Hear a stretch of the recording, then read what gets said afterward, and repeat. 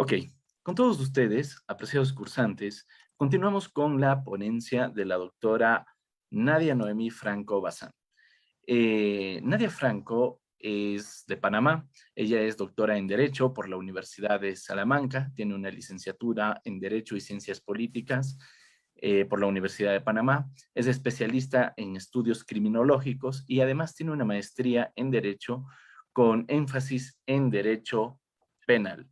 El tema que abordará la profesora Nadia Franco es el relacionado con el aborto. Estimada doctora, muy buenas noches, bienvenida. Sí, muy buenas noches a todos. Bueno, como siempre, un gusto estar en los eventos de Latin Juris, en esta ocasión en el Diplomado Internacional de Derecho Penal y Proceso Penal, que ha sido pues uno de los fuertes, como quien dice, de Latin Juris en los últimos años.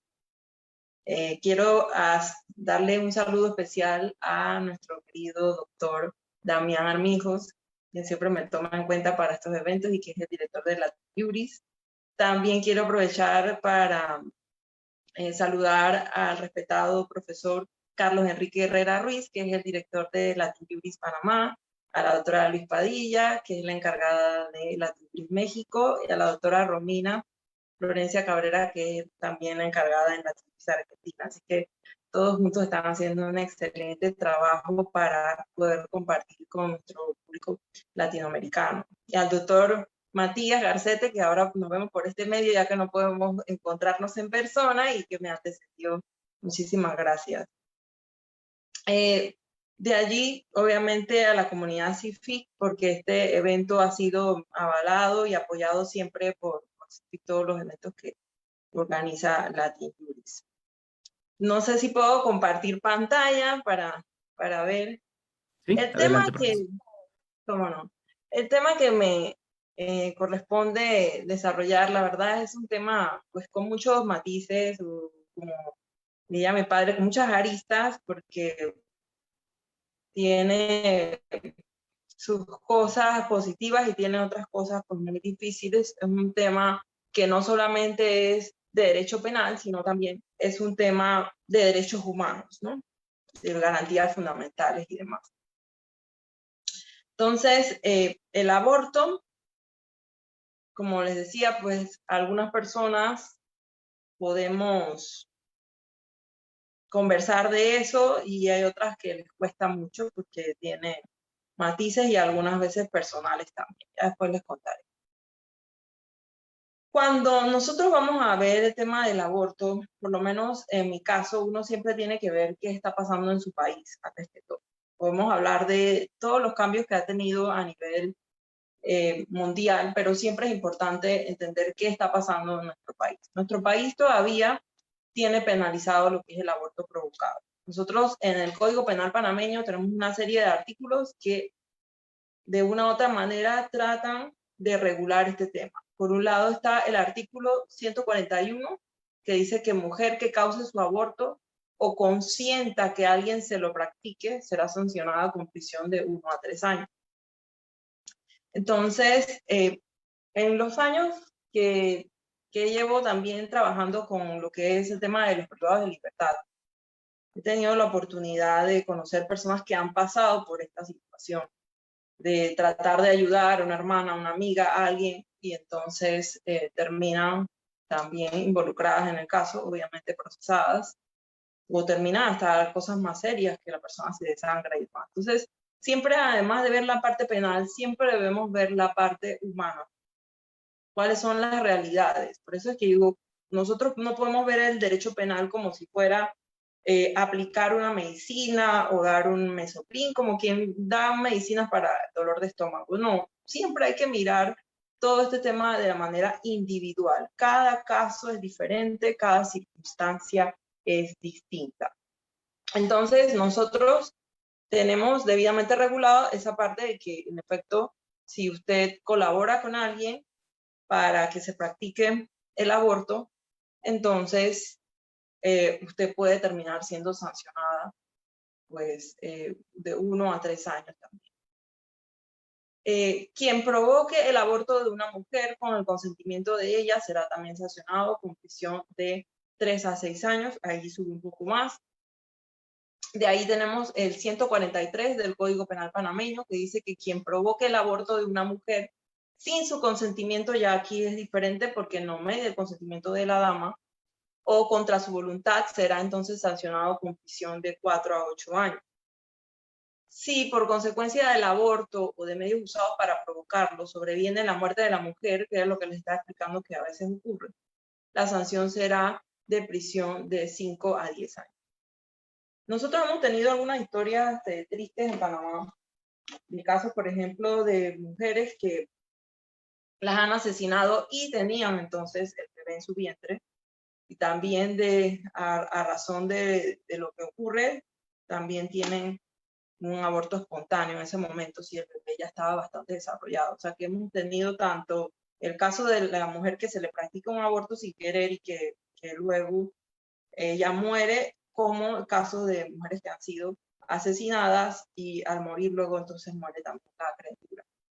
Las sanciones que aquí se establecen aumentarán en sexta parte si el culpable de la provocación del aborto es compañero o conviviente. ¿Por qué? Porque en efecto ya hemos tenido casos de personas que tenían una relación, ya sea de pareja, eran esposos y demás, y por alguna razón a la mujer estando embarazada es agredida por esta pareja y entonces termina no solamente perdiendo la vida, sino que también se pierde la vida del bebé. Entonces ahí está la mezcla. Nosotros tuvimos un caso muy, muy famoso en Panamá que se dio en un sitio, pues nosotros tenemos aquí que se llaman push bottoms, que son sitios donde las personas pues, van a tener intimidad, y allí se llevaron a la señora y ella estaba con 7 meses de embarazo. Son historias pues que nunca olvidaremos.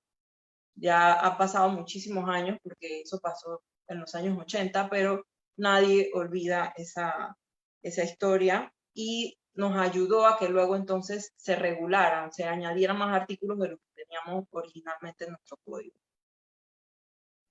El artículo 144, continuando con lo que es el aborto provocado, dice que no se aplicarán las penas señaladas en los artículos anteriores. 1, si el aborto es realizado con el consentimiento de la mujer para provocar la destrucción del producto de la concepción ocurrida como consecuencia de una violación carnal debidamente acreditada en instituciones sumariales. Entonces, ahí tenemos claramente una excepción, porque si eso puede ocurrir, que la persona queda embarazada producto de una relación sexual no consentida, una violación, y entonces si se logra acreditar la violación, la persona puede solicitar entonces que se le practique el aborto.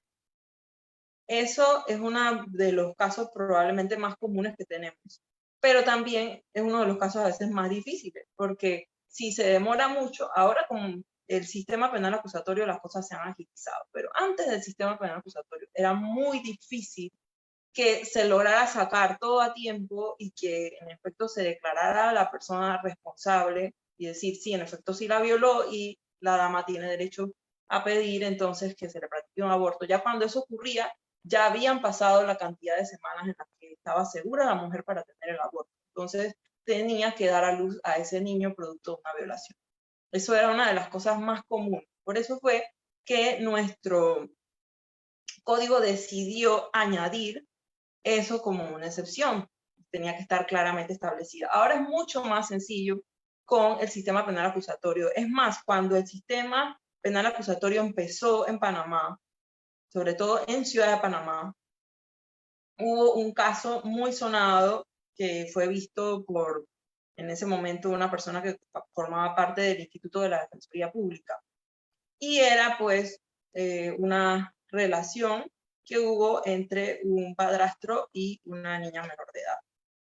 La niña sí quería tener el bebé, ella estaba ocultando el hecho de que la persona que lo embarazó fue el padrastro, pero a través de la prueba de ADN se pudo entonces descubrir que había sido él en efecto la persona que la embarazó y que el producto era pues suyo y de su hija. Entonces ellos en ese momento, la manera ágil en la que se movió la fiscalía, se logró entonces que se hiciera la prueba de ADN, el ADN de la criatura, el ADN del papá, que en ese momento no, él realmente no quería dar su consentimiento para practicarse la prueba, pero se consiguió a través de una solicitud especial hecha a juez de garantía. Entonces, ese caso fue muy famoso porque la niña no quería practicarse el aborto, pero su madre sí, y la que decidía era su madre, porque en ese momento pues, era solo una niña.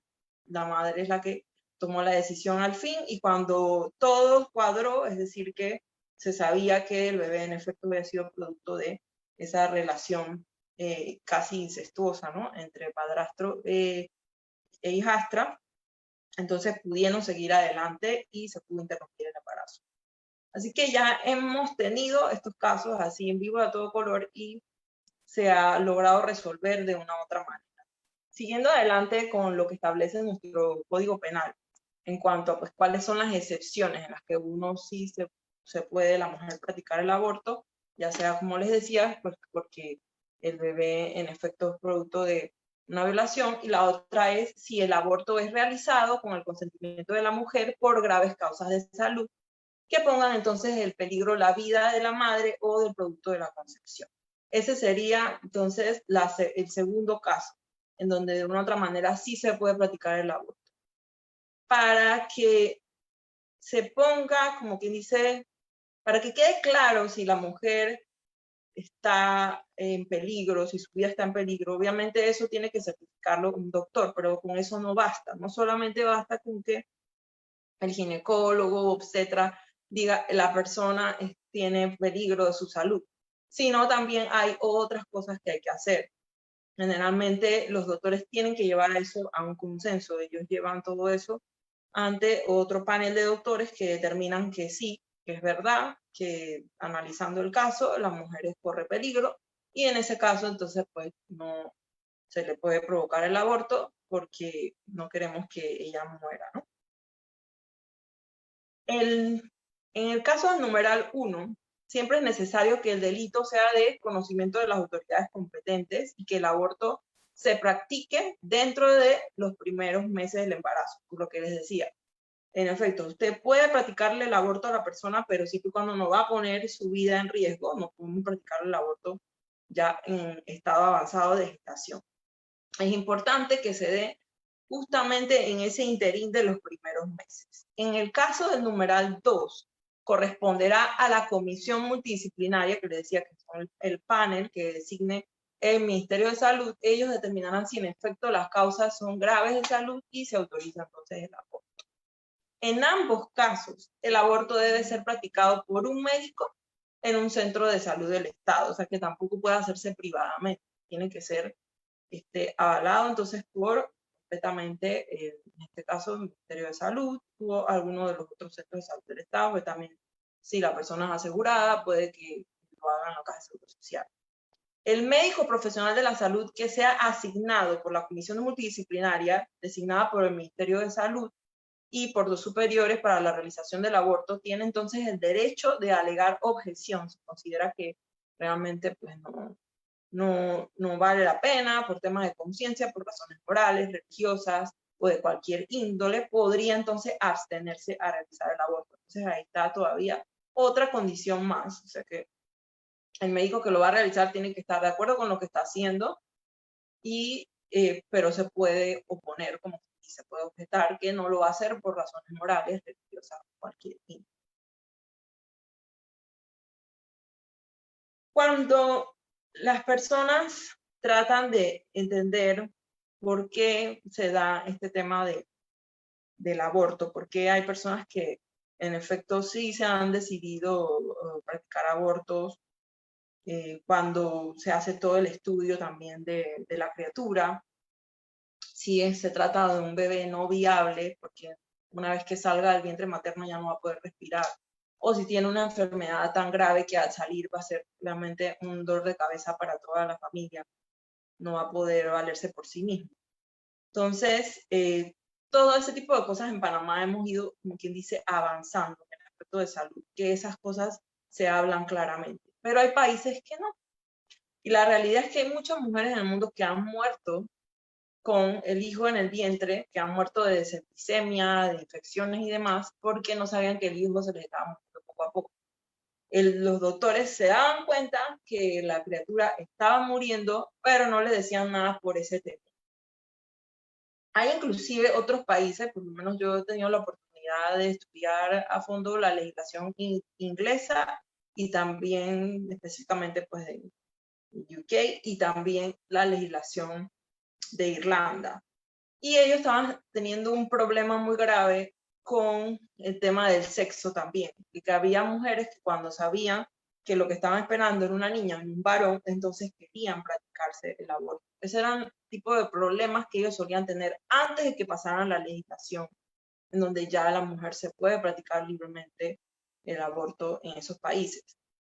En el caso específico de Irlanda, si mal no recuerdo, fue para el año 2013, entre 13 y 14, un caso muy fuerte de una chica de familia indostana, su familia originaria de la India, pero estaba casada con un irlandés, y ella estaba embarazada y ya llegando a su 7º mes, descubrieron al hacerle, porque cada país tiene su estilo, por lo menos en el caso de ellos, solamente se le hace a la mujer unos 2 o 3 screening, como quien dice, para ver cómo va el embarazo, a los 3 meses y luego nuevamente a los 6 meses y por último a los 9.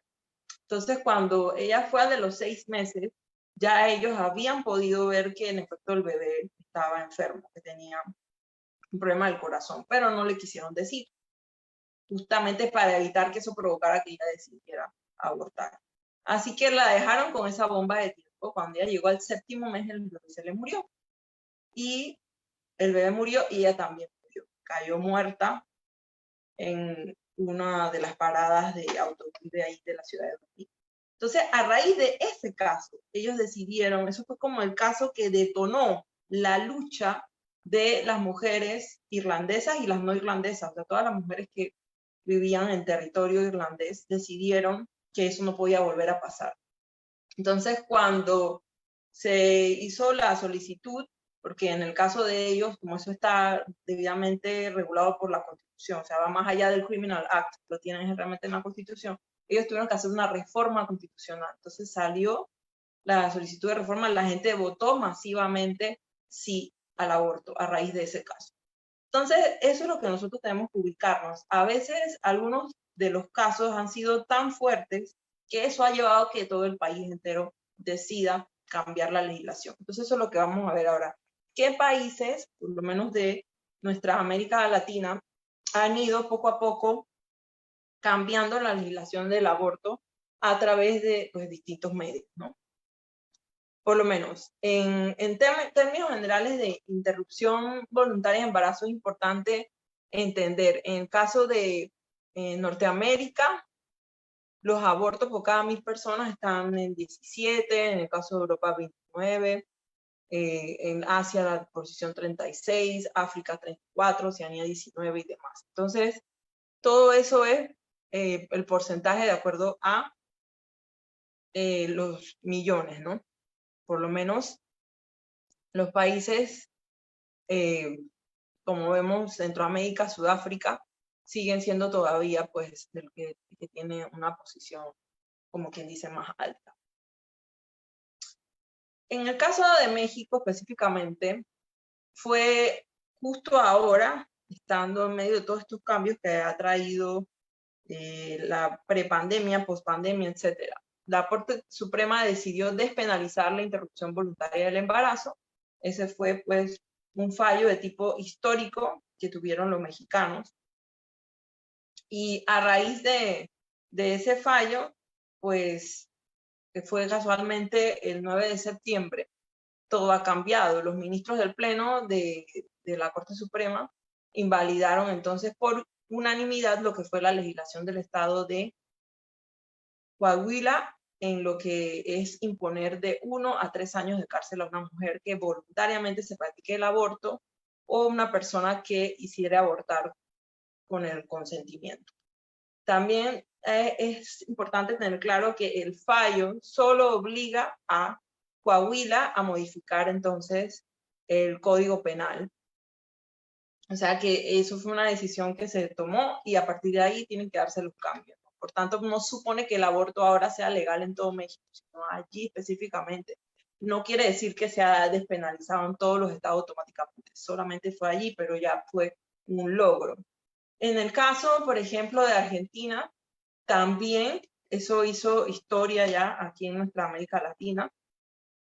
En el caso de Argentina, el 30 de diciembre del año pasado estábamos justamente en pleno tema de pandemia y el Senado argentino aprobó la propuesta para legalizar el aborto a las primeras 14 semanas de embarazo. Entonces, la medida salió adelante por la votación parlamentaria que se prolongó hasta altas horas de la noche. Las mujeres estuvieron esperando por horas allí y fueron 38 votos a favor, 29 en contra y también hubo una abstención.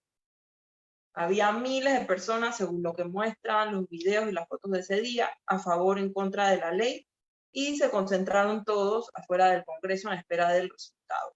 Así que hubo como ese día una marea verde, porque verde es el color pues, que se estaba utilizando para este tema, y muchas pues lanzaron gritos de júbilo y emoción. Entonces es para que veamos pues los cambios que se han ido dando en cada una de las partes de nuestra América Latina. Se han ido dando cambios. En el caso específico pues de nosotros en Panamá, nosotros también hemos ya recibido recomendaciones, por lo menos para lo que fue el año 2018, nosotros recibimos una serie de recomendaciones en donde nos dijeron que era importante que Panamá despenalizara el aborto como una estrategia integral de educación y salud sexual y reproductiva. Entonces, ahí estuvieron participando una serie de personas de Naciones Unidas. Eso fue un encuentro que se dio y también mostraron o reportaron qué era lo que estaba pasando en Panamá, cuál era la realidad. Y es que las niñas menores de 19 años de edad constituyeron un 18.7% de los embarazos que se reportaron para el 16. Entonces utilizaron esa cifra para el 18 para ir pues explicando qué era la realidad que estaba pasando en Panamá. Hace años atrás, la niña panameña que quedara embarazada tenía que salir automáticamente del sistema educativo. Por lo menos años atrás, le estoy diciendo cuando estaba yo en secundaria, estamos hablando de principios de los 90. Yo recuerdo que ocurrió pues en mi generación, que una compañera quedó embarazada y la sacaron del sistema y posteriormente, bueno, lo triste fue que al final no pudo tener el bebé no logró completar las semanas y entonces ella le tocó seguir estudiando, fue en la nocturna. Y eso nos impactó a todas las compañeras que estábamos allí con ella en clase. Entonces, actualmente la legislación panameña solo permite el aborto, en efecto, como vimos ya, en casos de violación, malformación fetal, riesgo de la madre. Pero muchas mujeres embarazadas, sobre todo las jóvenes, pues no tienen más opción a veces que arriesgar su vida, acudir a estos lugares clandestinos, practicarse abortos clandestinos en su casa, porque no están listas para ser madres. Entonces, ahí entra en juego otra serie de cosas, porque la ONU nos puede recomendar despenalizar el aborto, pero hay otras cosas que nosotros como panameños tenemos que empezar a hacer y es volver a legislar en temas de educación sexual. Nos hemos quedado un poco atrás en eso por los miedos, por los choques que hay, obviamente también con lo que son creencias religiosas y morales. La gente dice que mejor los papás enseñan eso en casa, pero hay muchos países que ya están teniendo una formación mucho más clara en lo que es educación sexual. Por lo menos yo recuerdo a mis 10 años, yo leí el primer libro sobre educación sexual y me lo dio mi madre y me lo compró mi padre. Mi padre lo trajo de Cuba, se lo dio a mi madre y mi madre fue la que nos hizo leer. Lo leí yo, unos años después lo leyó mi hermana y lo discutíamos.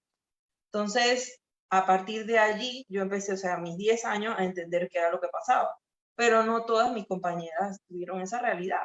Ahora, conforme van pasando los años y conversamos, ya soy una mujer de 40, converso con el resto de mis compañeras, mis amigas, mis comadres, mis colegas de ahí de la Unión Nacional de Abogados y demás, y nosotros entendemos que había un gran hueco durante esa época en cuanto a educación sexual. Y era mucho más difícil conseguir información. Hoy en día hay información y desinformación porque tenemos una generación pegada a los celulares, pegada a las tablets, a las computadoras y demás, que obtienen cosas que a veces no deberían ser. Entonces, se ha dejado que los padres tengan esa labor y las escuelas tienen temor y dan solamente por encima, como quizá abuelo de pájaro, el tema de la sexualidad, y seguimos teniendo eso. Entonces, el aborto no es algo que va solo, va mezclado con temas de salud, con temas obviamente de sexualidad, con temas de derechos humanos, con temas de derechos de la mujer. Todos esos temas van concatenados y relacionados con esto que es tan delicado, ¿no? Así que, bueno, a manera de conclusión, porque creo que me toca ahora para que puedan hacer las preguntas, vamos a pasar.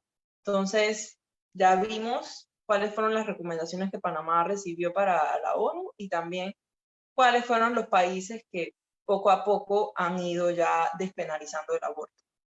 Entonces, en el caso específico de Panamá, es importante para nosotros destacar que, por un lado, obviamente tenemos en la legislación todavía el aborto, o sea que no lo hemos despenalizado.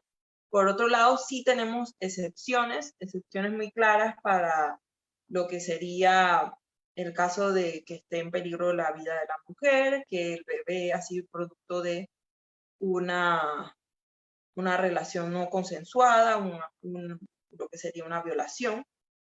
Y además de eso, pues sí, el bebé viene con malformaciones y demás. Así que eso sería, pues, a grosso modo.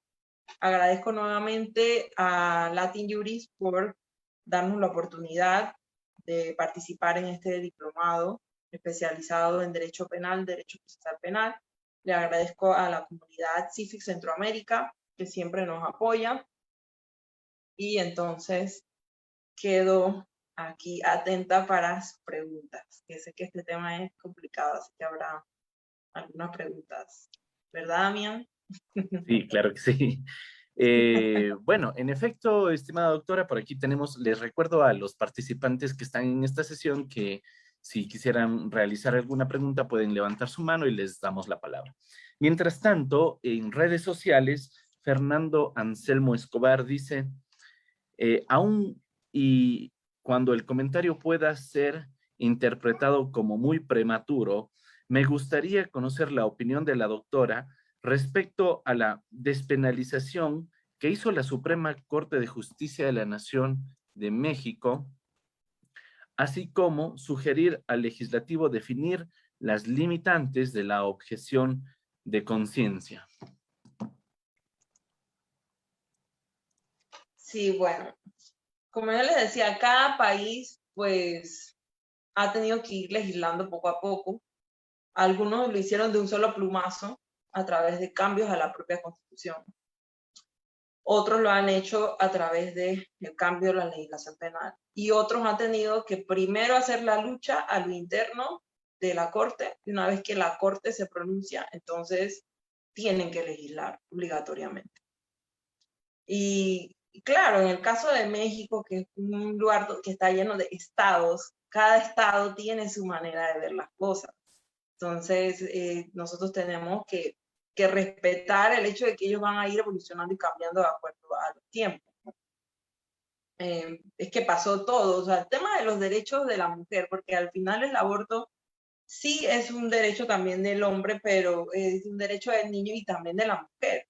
Entonces, muchos temas de derecho de la mujer, de las decisiones que toma la mujer sobre su cuerpo y demás, y sobre su vida en general, han tomado mucho tiempo. Han sido luchas generacionales. Inclusive en México hemos visto la historia para que la mujer mexicana votara fue muy larga. Entonces, yo pienso que ese primer peldaño que tiene México a través de esa decisión que se tomó, y me imagino que las personas que están luchando por eso seguirán intentando en los otros estados para ver si de alguna manera lo logran, a través quizás de la misma manera, ¿no? Primero a través de lo que sería el Supremo, la decisión que tome primero la Corte, y luego entonces poder legislar.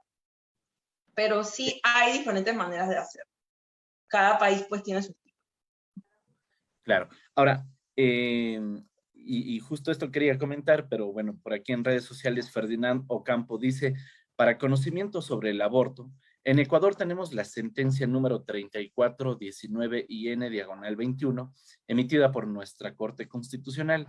¿Qué criterio tiene? Dice doctora. Bueno, un poco el antecedente de ese caso es que la legislación penal, el COIP ecuatoriano, tipificaba como delito el aborto practicado en mujeres con situación de discapacidad como resultado de una violación. Entonces, entiendo más o menos que por ahí va el asunto. La Corte dijo que esto de establecer la condición de discapacidad como causa para sancionar, pues entonces era discriminatorio. Entonces, bueno, a esto se suma la serie de casos sumamente discutidos a lo largo del planeta, ¿no? Quizás la sentencia de Roe versus Wade de los Estados Unidos sea asimismo paradigmática porque establece ciertos parámetros para fijar dentro de qué periodos puede practicarse legalmente, digamos, un aborto, en fin.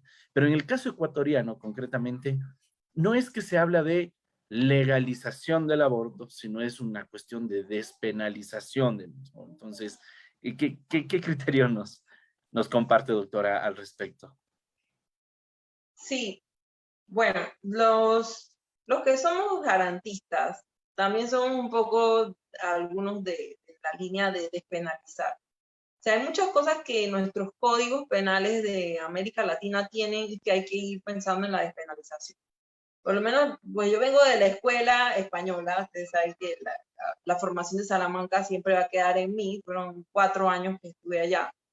Escuchaba yo mucho a profesor Francisco Muñoz Conde y casualmente una de las últimas veces que lo escuché en vivo y a todo color, que fue acá en Panamá, en el Parlatino, que vino para que le dieran un honoris causa, él hablaba de que ya después de tantos años, de tantos estudios que había llevado a cabo, de tantos libros, porque él tiene prácticamente como 30 versiones comentadas del Código Penal o de su libro de Derecho Penal Especial. Él decía que él ya a estas alturas de su vida cree en la despenalización. Dice, hay que empezar a revisar nuevamente en toda América Latina cuáles son los delitos que tenemos que ir despenalizando. Algunos por temas de que son delitos de bagatela, por ejemplo, y otros porque son temas en donde, como quien dice, el delito está colisionando con un derecho de un sector específico de la población. Entonces, él sí nos decía eso y nos dejó pensando. Yo creo que ese día nos quedábamos mirando a los profesores de penal de la Universidad de Panamá, nos mirábamos unos a los otros porque él dijo eso, dice, tenemos demasiadas penas, tenemos penas muy altas, América Latina está subiendo mucho las penas y tenemos que ir pensando en que cosas así donde usted le está aplicando 2, 3, 4, 5 años, probablemente hay que ver si vale la pena o no despenalizarlo o aplicarle alguna otra medida, pero que no sea la privación de libertad. Bien, yo quisiera además compatibilizar dos comentarios, uno que tenemos en redes de Adriana Delgado, con otro que tenemos aquí en Zoom de Mirnor Sagastume. Vean, en redes sociales, Adriana Delgado dice, ¿el aborto puede ser el único delito exento de preterintencionalidad? Pregunta Adriana. Pero por aquí en el chat del Zoom, Minor Norberto Sagastume dice, en Guatemala existe el aborto preterintencional cuando por actos de violencia se ocasionara el aborto sin el propósito de causarlo, pero si le consta el estado de embarazo de la ofendida, hay prisión de 1 a 3 años. Entonces, a partir de estos dos comentarios, doctora, ¿qué nos podría decir? Sí, bueno, eso casualmente pues son uno de los puntos que yo les decía. A veces hay que ver cada caso de manera individual, ¿no? Y cada uno de los casos hay que regularlo y ver, porque nuestro derecho penal tiene muchos matices y puede estar algunas cosas jaladas de los cabellos, cambios. Por eso es que, por lo menos, Antes el código nuestro nada más decía aborto, ahora dice aborto provocado, o sea, fuimos cambiando la manera en la que se regulaba y se fueron añadiendo cosas. Entonces, sí hay que ver cada caso de manera individual y entender qué fue lo que pasó. ¿Sabía la dama que estaba embarazada? ¿Sabía en efecto cuánto tiempo tenía? O sea, todo este tipo de cosas, las otras personas sabían que lo estaba o no lo estaba. Entonces, allí hay que ver esa parte. Por eso es que no podemos aplicar las cosas, eso es lo que decía en principio, como si fuera una medicina y que bueno, ya esto y ya. Esta es una cantidad de años, este es el artículo. O sea, cada caso hay que estudiarlo por separado y eso le corresponde también luego al juez que vea el caso hacer el estudio detallado, ver bien quiénes son las personas, los verbos, cuáles son y qué podemos aplicar en cada caso e individualizarlo. Y no verlo como un todo que nada más es una operación matemática de 2 más 2, 4. O sea, cada caso debe ser visto por separado. Excelente, estimada doctora. Muy bien, muchísimas gracias por acompañarnos. Muchísimas gracias por su ponencia. Ha sido brillante, la verdad. Esperamos, desde luego, seguir contando con su apoyo, con su participación de la comunidad CIFIC Centroamérica igualmente. Y pues le cedo la palabra, doctora, para que pudiera despedirse de esta audiencia. Bueno, nuevamente les doy las gracias a Latin Juris por esto. La verdad, el tema para mí fue duro, fue muy duro. Yo se lo decía a mi querido Damián, digo, Damián, me pusiste una tarea dura, porque es un tema con muchos matices, ¿no? Es un tema duro para temas de derechos de la mujer, de derechos del niño y demás. Pero bueno, les doy nuevamente las gracias. Espero que sigan disfrutando de este fabuloso diplomado en donde están pues varios amigos y colegas del mundo del derecho penal, derecho procesal penal, y saludos desde acá de Ciudad de Panamá y espero que nos podamos volver a ver próximamente. Sí, muchísimas gracias, estimada doctora. Bueno, quizás ya para el próximo año todo mejore a nivel regional y podamos pensar en estos encuentros Cara a cara. académicos, sí, sí, cara a cara. Como fue hace un par de años nada más, que estuvimos en Ecuador, en la ciudad de Cuenca, con el Congreso de Derecho Penal. Bueno, en fin, estamos también con esa misma esperanza, doctora. Muchísimas gracias por acompañarnos. Y de la misma manera, a todos ustedes, apreciados cursantes, les agradecemos su participación. Recuerden que todas estas conferencias permanecen grabadas a perpetuidad. No solamente duran mientras se desarrolla el programa académico, sino esta, al igual que todas las conferencias y de todos los cursos que hemos realizado desde el año 2017, están grabados. Ustedes lo pueden revisar accediendo a nuestro blog. Esa es la intención de Latin Juris, difundir sin egoísmos el conocimiento y compartir la academia, pues haciendo que nuestra América Latina se integre a través de estos espacios. Recuerden que también pueden revisar las preguntas, clases, registros de asistencia y también los materiales de lectura adicionales, entre los que vamos a incorporar las sentencias a las que hemos hecho referencia en estas jornadas, para que ustedes los puedan revisar y eventualmente también utilizarlos en el ensayo final para quienes opten por esa modalidad de aprobación. Sin más, entonces me despido. Nos vemos el día de mañana a la misma hora. Muchísimas gracias. Que tengan todos un feliz descanso.